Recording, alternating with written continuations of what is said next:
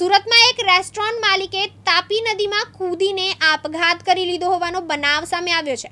જો કે આ રેસ્ટોરન્ટ માલિકે આપઘાત કરતા પહેલા બનાવેલા વિડીયોમાં ચોંકાવનારા આક્ષેપો કર્યા છે। એક મહિલા દ્વારા તેને હની ટ્રેપમાં ફસાવવામાં આવ્યા હોવાનો આક્ષેપ કરવામાં આવ્યો છે। આ સાથે આરોપીઓએ રૂપિયાની પણ માંગણી કરી હોવાનો પણ ઉલ્લેખ કરવામાં આવ્યો છે। બે મહિલા સહિત 4ના નામ પણ વિડીયોમાં બોલે છે। અત્રે ઉલ્લેખનીય છે કે રેસ્ટોરન્ટ માલિક છેલ્લા 2 મહિનાથી મિસિંગ હતા અને તેમનો પરિવાર મિસિંગની ફરિયાદ નોંધાવવા માટે આમ તેમ ધક્કા ખાઈ રહ્યો હતો।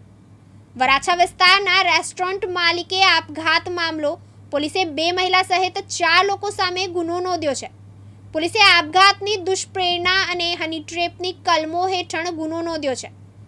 નૈના ભરત ઝાલા, નૈના હરા ઝાલા અને હરા ઝાલા સામે ગુનો નોંધ્યો છે। રેસ્ટોરન્ટ માલિક દ્વારા આપઘાત પહેલા વિડીયો બનાવ્યો હતો। રેસ્ટોરન્ટ માલિકે કામરેજ બ્રિજથી સુસાઇડ કર્યો હોવાનો વિડીયો મૂકતો હતો। રેસ્ટોરન્ટ માલિક પાસે 5 લાખની માંગણી કરી હતી। જ્યાં વરાછા પોલીસે ગુનો નોંધ્યો છે અને પોલીસે આપઘાતની દુષ્પ્રેરણા અને હની ટ્રેપની કલમો હેઠળ ગુનો નોંધ્યો છે। સુરત શહેરના વરાછા પોલીસ સ્ટેશન વિસ્તારમાં એક વ્યક્તિએ પોતે આપઘાત કરી અને પોતાનો જાન ગુમાવેલો અને જે બાબતે આ મરણ જનાર યુવકની લાશ ઉત્તરાળ પોલીસ સ્ટેશનની હદમાં તાપી નદીમાંથી મળેલી, તો એની પત્નીએ 4 વ્યક્તિઓ વિરુદ્ધમાં પોતાના પતિને હની ટ્રેપમાં ફસાવી અને રૂપિયા 5 લાખની માગણી કરવા અંગેની અને અગાઉ પણ પૈસા પડાવી લીધા અંગેની ફરિયાદ કરેલી।